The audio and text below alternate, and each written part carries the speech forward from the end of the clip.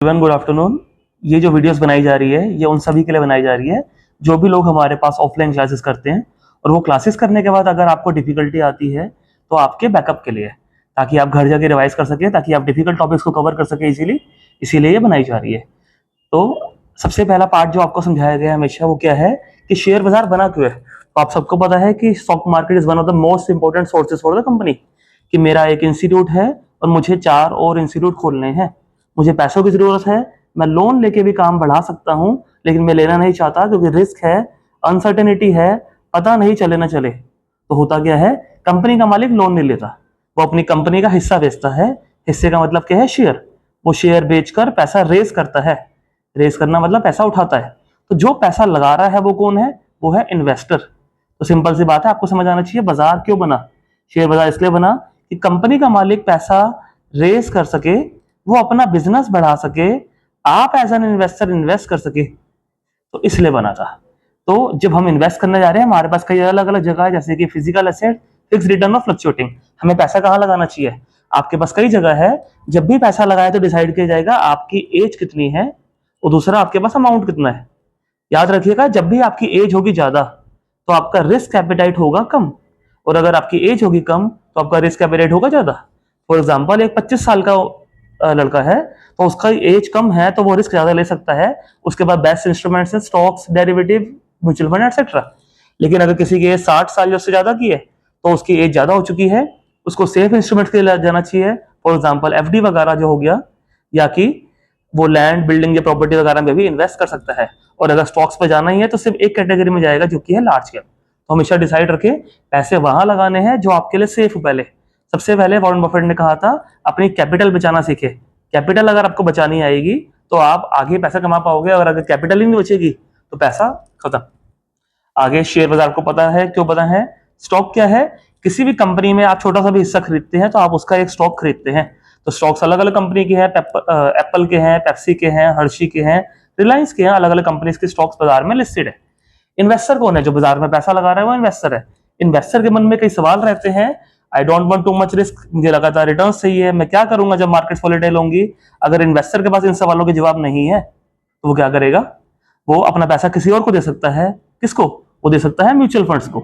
जी हाँ, कभी ब्रोकर को, सब ब्रोकर को, या किसी को भी जो आपसे लॉगिन आईडी, पासवर्ड या पैसा मांगे मत दीजिए, वो इलीगल होता है।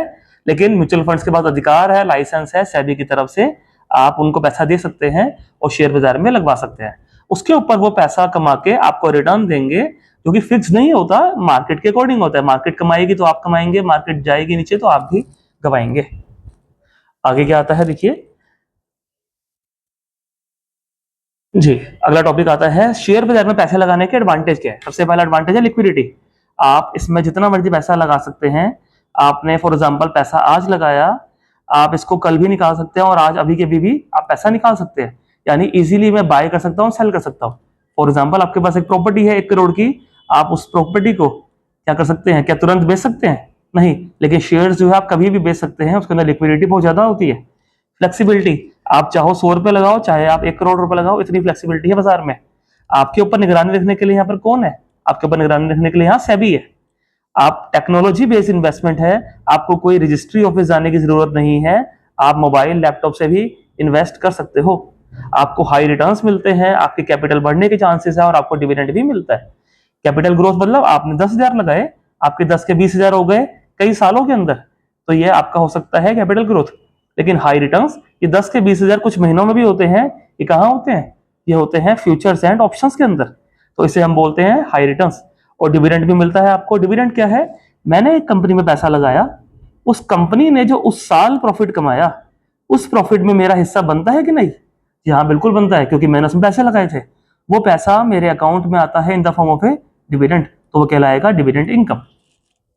तो जो जिस तरीके से आप अगर एक प्रॉपर्टी खरीदते तो प्रॉपर्टी का जो रेंट होता है वो आपका होता है, और प्रॉपर्टी का जो एप्रिसिएशन होता है वो होता है कैपिटल ग्रोथ। तो जो रेंट है शेयर बाजार में वो कहलाता है एज ए डिविडेंड इनकम। आगे कैपिटल मार्केट का मतलब क्या है, स्टॉक मार्केट, जहां पर आप कंपनी के पार्टनर बनते हैं, हिस्सेदार। कंपनी कमाएगी तो आप कमाएंगे, कंपनी गवाएगी तो आप गवाएंगे।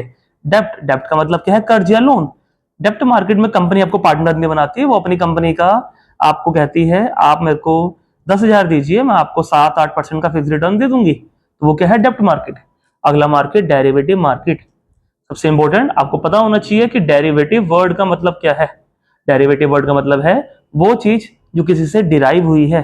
जैसे कि मैंने आपको बताया था कि पनीर किससे बनता है, दूध से। तो दूध का रेट अगर बढ़ेगा तो पनीर का रेट भी बढ़ेगा, और दूध का रेट घटेगा तो पनीर का रेट भी घटेगा। तो पनीर एक डेरिवेटिव है किसका, दूध का। क्रूड ऑयल, क्रूड ऑयल के रेट के बढ़ने से पेट्रोल के रेट बढ़ जाते हैं, क्रूड ऑयल के रेट घटने से पेट्रोल के रेट घट जाते हैं। तो पेट्रोल क्या है, पेट्रोल है डेरिवेटिव किसका, क्रूड ऑयल का। यानी पनीर की और पेट्रोल की अपनी कोई वैल्यू नहीं है, इसकी वैल्यू निकलती है इसके अंडरलाइंग के ऊपर। तो ये दोनों कहलाते हैं अंडरलाइंग। इन दोनों के रेट के बढ़ने या घटने से इनके डेरिवेटिव पे असर आता है। तो ये डेरिवेटिव शेयर बाजार में क्या मतलब है इसका, शेयर बाजार में डेरिवेटिव का मतलब है यहाँ पर डेरिवेटिव्स अवेलेबल हैं अलग अलग चीजों के, जैसे कि स्टॉक्स के, जैसे कि कमोडिटीज के, जैसे कि करेंसी के। किस प्रकार से, तो फॉर एग्जांपल आप सबसे पहले आए शेयर बाजार में और आपने आके कैपिटल मार्केट में रिलायंस कंपनी का शेयर खरीद लिया, तो रिलायंस कंपनी का ही बाजार में डेरिवेटिव अवेलेबल है। अब रिलायंस का रेट अगर ऊपर जाएगा तो डेरिवेटिव का भी जाएगा, रिलायंस गिरेगा तो डेरिवेटिव भी गिरेगा। जैसे आपने पीछे समझा, डेरिवेटिव के अलग अलग प्रोडक्ट्स होते हैं जैसे कि फ्यूचर्स एंड ऑप्शंस। ये कौन है, ये डेरिवेटिव के प्रोडक्ट्स है। तो समझिए, आपने रिलायंस का शेयर खरीदा 2500 रुपए का, 250 शेयर, और आपने 6.25 लाख रुपए इन्वेस्ट कर दिए। जस्ट सेकंड, इसको रब कर देता हूं एक बार। आपने रिलायंस कंपनी के शेयर खरीदे और एक शेयर है फॉर एग्जांपल 2500 रुपए का, और आपने रिलायंस के 250 शेयर खरीद लिए, यानी आपने 6.25 लाख रुपए की इन्वेस्टमेंट कर दी। अब इन्वेस्टमेंट करने के बाद क्या हो रहा है, आपके मन में डर है शेयर के बढ़ने का या घटने का। जी ऑब्वियसली घटने का ही डर रहेगा आपके अंदर। एक सेकेंड प्लीज जी।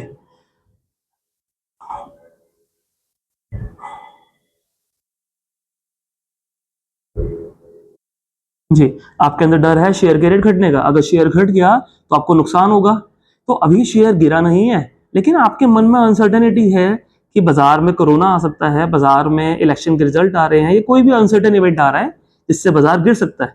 तो इस होने वाले नुकसान को बचाने के लिए आपके सामने एक मार्केट है, उसका नाम है डेरिवेटिव मार्केट। तो आप शेयर के गिरने से पहले अपना इंश्योरेंस ले सकते हो डेरिवेटिव मार्केट में जाके, फ्यूचर एंड ऑप्शंस के थ्रू। तो डेरिवेटिव मार्केट बना है जिसने स्टॉक मार्केट में या कैपिटल मार्केट में इन्वेस्ट कर रखा है, वो अपना डेरिवेटिव मार्केट में जाके क्या करेगा, इंश्योरेंस ले सकता है। मैं यहां पर जाके 2500 के रेट पर पहले फ्यूचर सेल कर सकता हूं। तो होगा क्या, अगर ये गिर के 2400 पे आ गया तो मुझे प्रति शेयर 100 रुपए का घाटा होगा। लेकिन अगर ये गिरेगा तो डेरिवेटिव भी गिरेगा और ये भी गिर के 2400 पे आएगा, तो मैं 2400 पे खरीद सकता हूँ। तो हुआ क्या, यहां मैंने पहले बेच रखा था और अब बाद में खरीद लिया, तो मुझे 100 रुपए का मुनाफा हो गया, यानी मेरा यहाँ का घाटा यहाँ से रिकवर हो गया। यानी कि जीरो प्रॉफिट जीरो लॉस। मेरा पर्पस प्रॉफिट कमाना नहीं था, मेरा पर्पस था मैंने शेयर बाजार में इन्वेस्ट कर रखे हैं, मुझे डर है शेयर के गिर जाने का, मैं उसे बचाने के लिए डेरिवेटिव मार्केट में जाके इंश्योरेंस ले रहा हूं। तो यहां पर हमें समझ आ जाता है कि डेरिवेटिव मार्केट क्यों बना है, इसको आगे जाके हम एक्सप्लेन करेंगे आगे वाले पार्ट्स में। अगला मार्केट आता है करेंसी मार्केट। करेंसी मार्केट क्यों बना, देखिए जानिए। डेरिवेटिव मार्केट जो है, करेंसी मार्केट जो है, और जो कमोडिटी मार्केट है, तीनों का एक ही पर्पस है, इंश्योरेंस करना। हम डेरिवेटिव मार्केट में इंश्योरेंस करते हैं अपने स्टॉक्स का, हम करेंसी में इंश्योरेंस करते हैं अपनी करेंसी का, और कमोडिटी में हम इंश्योरेंस करते हैं अपनी कमोडिटीज का। किस तरीके से करेंसी मार्केट में कैसे इंश्योरेंस होता है, देखिए समझिए। फॉर एग्जाम्पल, मैं एक इंपोर्टर या एक्सपोर्टर हूं।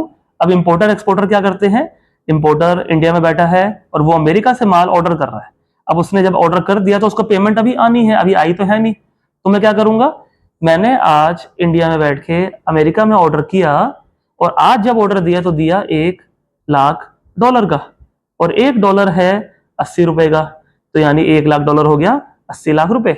अब मेरे पास जो माल आ रहा है वो 1 महीने के बाद आ रहा है, और अमेरिका वाला मेरे से पेमेंट मांग रहा है। अब अमेरिका वाला मेरे से क्या मांगेगा, वो मेरे से डॉलर मांगेगा या मेरे से रुपया मांगेगा। तो ऑब्वियसली अमेरिका वाला डॉलर मांगेगा, लेकिन मेरे पास तो 80 लाख रुपए पड़े हैं।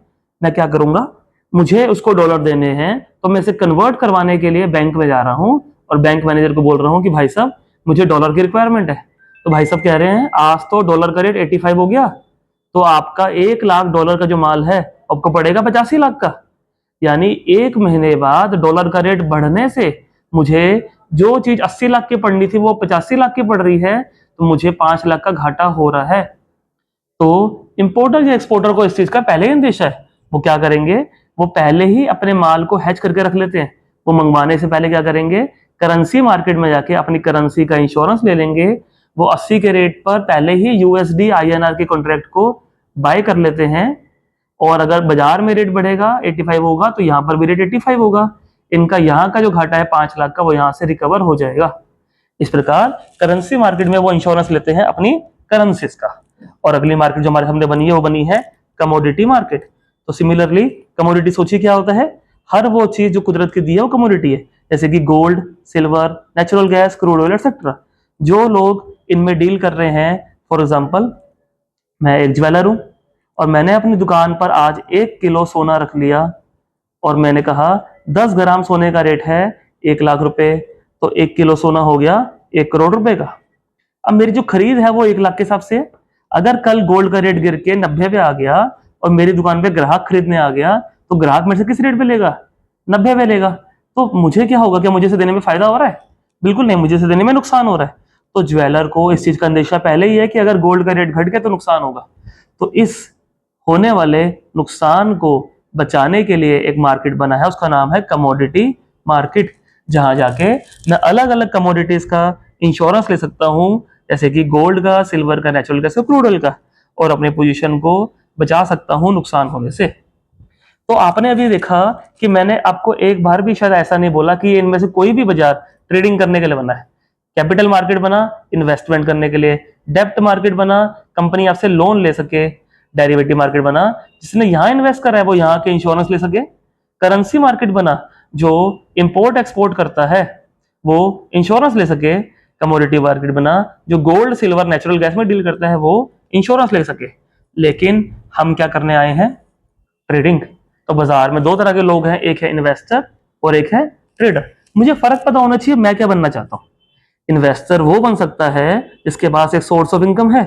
ट्रेडर कह रहा है मेरे पास सोर्स ऑफ इनकम नहीं है, मुझे सोर्स ऑफ इनकम बनाना है। तो कैसे बनाएगा? ट्रेडर वो है जो एक दुकानदार है, उसको सोर्स ऑफ इनकम बनाना है। इन्वेस्टर जब कोई चीज खरीदता है वो खरीदता है सही वैल्यू पे। वैल्यू का मतलब क्या है? वैल्यू का मतलब ये है कि एक चीज का रेट 1000 रुपए है तो उसकी सही वैल्यू होनी चाहिए 500। ये 500 कैसे निकली? ये 500 निकली पढ़ाई करके, वो है फंडामेंटल एनालिसिस।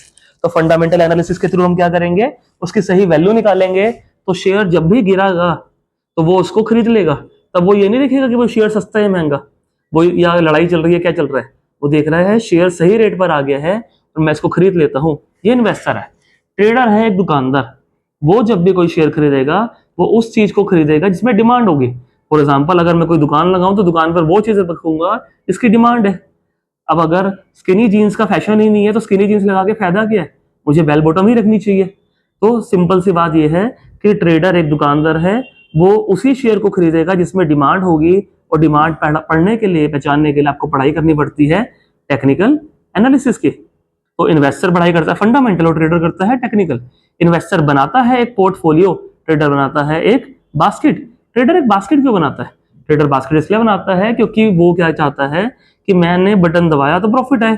अब जरूरी तो है नहीं, ट्रेडर के बिजनेस की ही नींव जो टिकी है वो टिकी है प्रोबेबिलिटी पे। प्रोबेबिलिटी जाने की, जीतने की संभावना।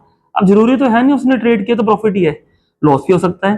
तो वो दिन में कितने ट्रेड करे, तो अपने ऊपर कंट्रोल पाने के लिए वो क्या कर रहा है, मैं दिन में 4 ही ट्रेड करने वाला हूं, तो मैं 4 ट्रेड्स की बास्केट बनाऊंगा, कुछ बाय कर लूंगा और कुछ सेल कर दूंगा। किसी में प्रॉफिट आएगा, किसी में लॉस आएगा। मेरी कोशिश ये होगी प्रॉफिट मेरा 2 रुपए हो, लॉस मेरा 1 रुपए, प्रॉफिट मेरा 3 हो, लॉस मेरा 1 रुपए। तो नेट में हाथ में क्या बच गया, 2 रुपए खर्चा, 5 रुपए कमाई, तो 3 रुपए कमाई बच गई। तो साथ में 3 रुपए नेट का प्रॉफिट आ गया उस ट्रेडर के पास। तो आपको अच्छे से फर्क पता होना चाहिए आप क्या बनना चाहते हैं या आप क्या बन सकते हैं। अगर आपके पास एक अच्छा सोर्स ऑफ इनकम है तो आप इन्वेस्टर बन सकते हैं। लेकिन अगर आपके पास एक अच्छा सोर्स ऑफ इनकम नहीं है तो आपको पहले ट्रेडर बन के एक सोर्स ऑफ इनकम बनाना चाहिए, और उसके बाद जब आप पैसे कमा लेंगे फिर आप इन्वेस्टर भी बन सकते हैं। ट्रेडर को समझना चाहिए कि वो एक बिजनेस करने वाला है, और बिजनेस कैसे करते हैं, कैसे समझते हैं, उसके लिए आप एक बार अच्छे से समझें, क्लास में मिले। धन्यवाद।